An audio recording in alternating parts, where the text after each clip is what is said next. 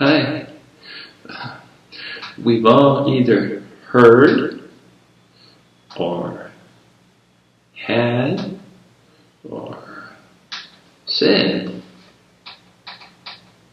we are human beings, not human doings. We've all heard this. Many of us have said this. But let's take a look at life as we experience it, as we're taught it.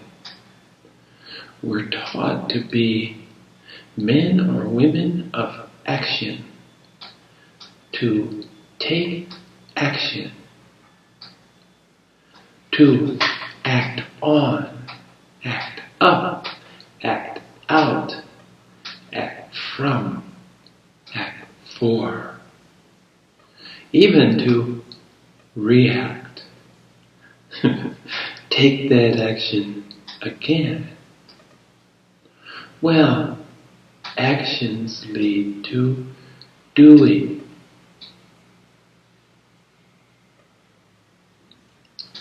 Do this, do that.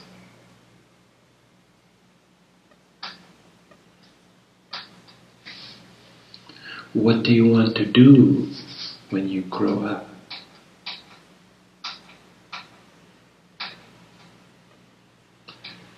How do you do? What do you do? Do. See? It's do. Yeah. And this is what we're encouraged. This is what is celebrated oftentimes in our culture. He did so much in his life.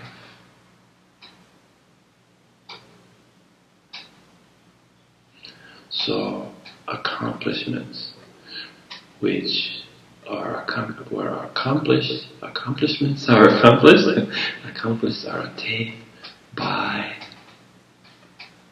action, by physically or mentally or emotionally doing something. So remember that platitude that we began this with, we're human beings, not human doings. Yet, as we become parents or teachers, it's the do's and the don'ts, isn't it? Do this. Do it well. Don't do this. And the list of don'ts oftentimes seems longer, especially as a parent of a toddler.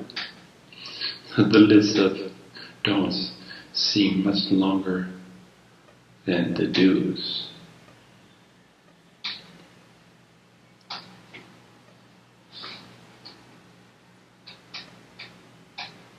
So, what about the other side of the equation?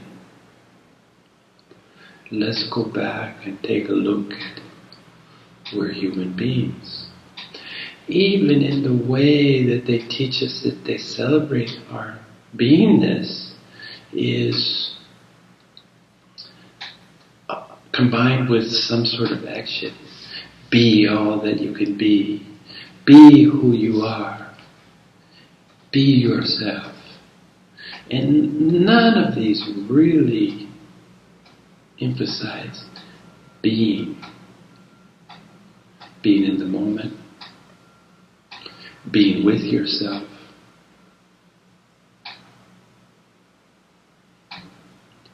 So, even though we're reminded that we're not human doings, our experience in life counters this assumption, because we're never really encouraged to be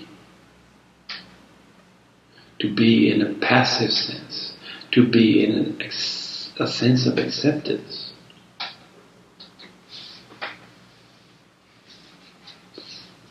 So living in a world of action, living in a world of reaction, how do you learn, how do you encourage, how do you grow your sense of being?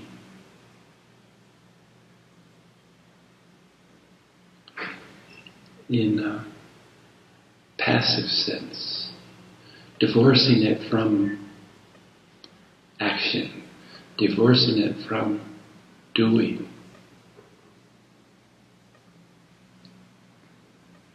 And if you have gotten to this point where you really want to celebrate your human beingness,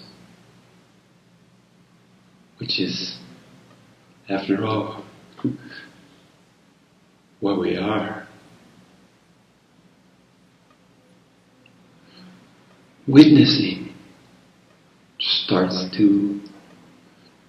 becomes a useful tool, a useful process to start with the separation of who you think you are, who you act like. You start to separate by witnessing, and witnessing just means to start watching your behavior. I know I've mentioned before that we all feel a silent witness. If we think about it, there's somebody that's watching us do what we do. Well, there's also someone watching us be what we be.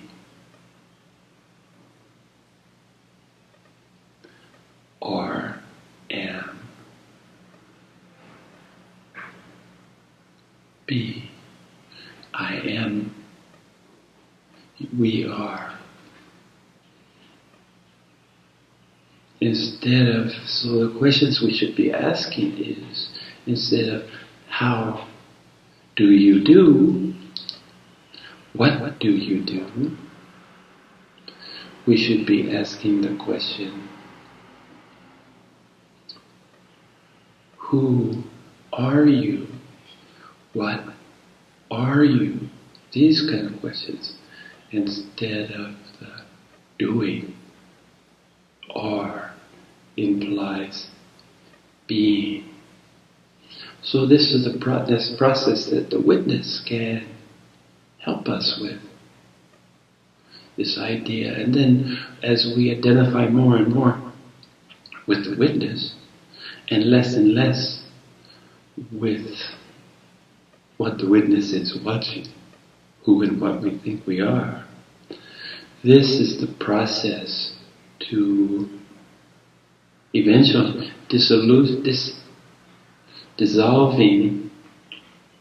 becoming disillusioned with illusions, dissolving your misconceptions, replacing them with conceptions of being.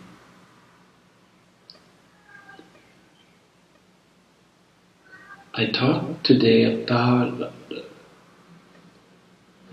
a room with a view. From seeing from above, from being above and looking down, just as a witness. My witness is somewhere up there, looking down. And room with a view implies that we can oversee, we can see the big picture. It's like looking over a forest. When you're in the forest, you're just dealing with what's immediately in front of your face. And trust me, there's a time when you want to deal with exactly what's in front of you. In fact, most times. But occasionally, you have to remember to get the big picture overview.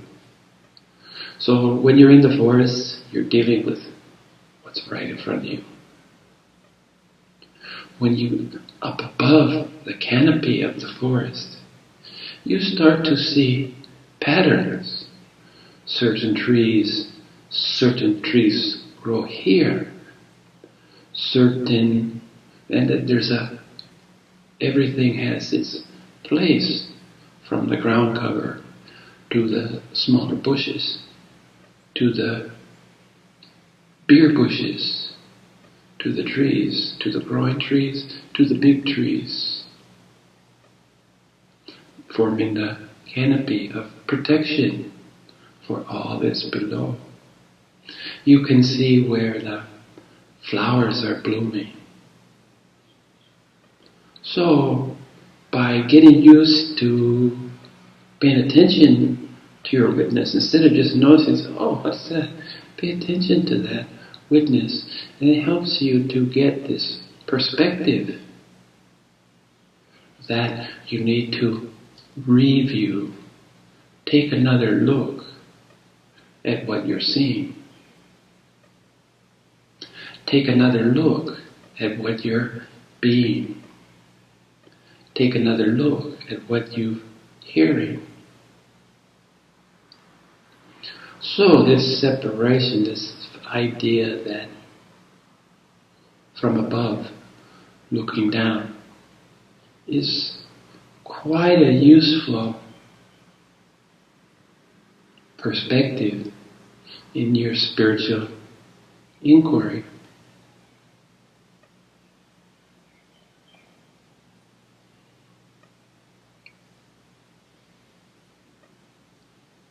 Establishing, helping to deconstruct your ego, helping to dismember, take apart what is false in your understanding of what's so.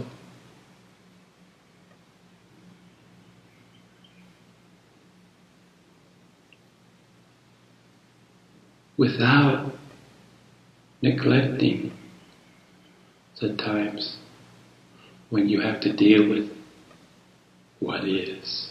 And what is immediate. What is right in front of you.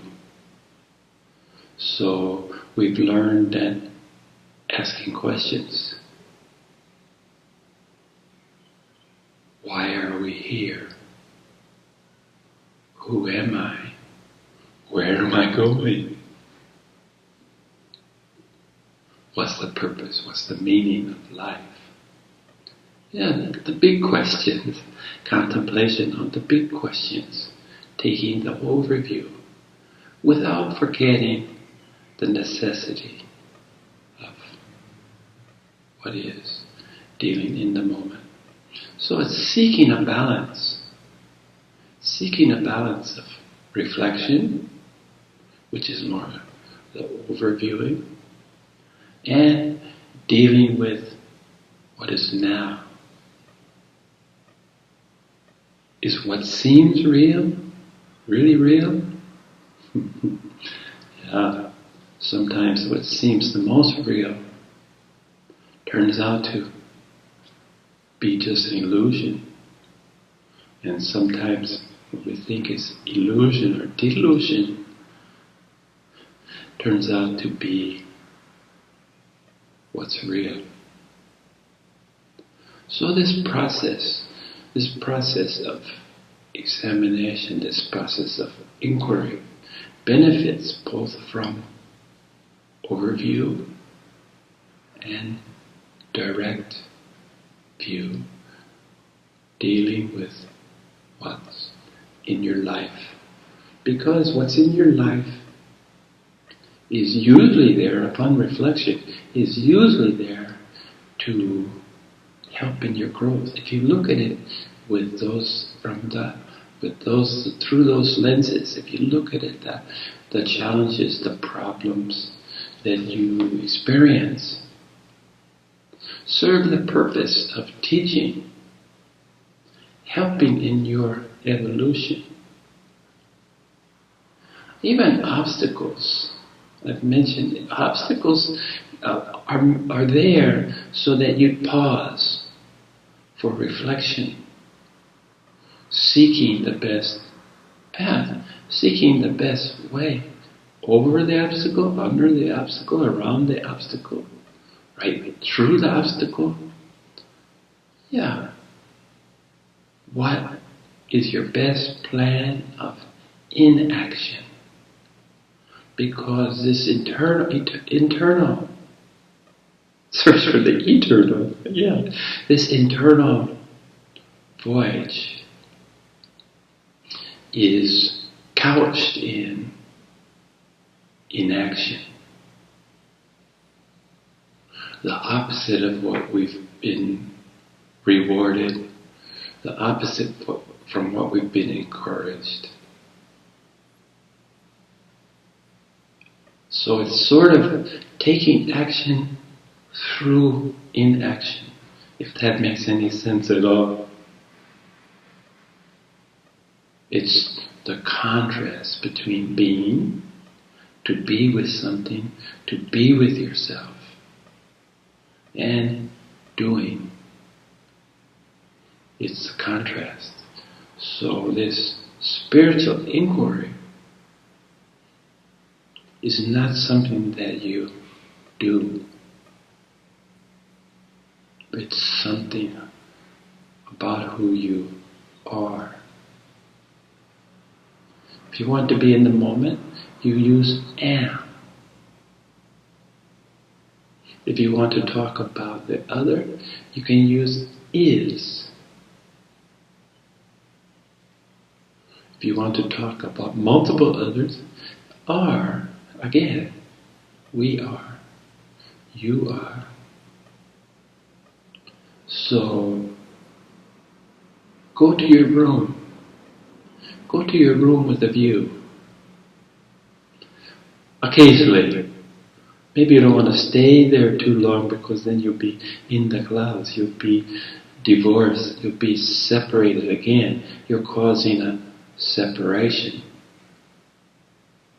But there's a time in the process of examination, in the process of inquiry, there's a time when you need this separateness, this place that you can go, your sanctuary.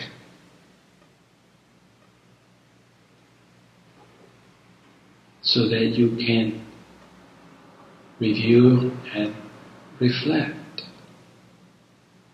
But the majority of the time, you want to be here amongst the flow, amongst the beings, amongst the other beings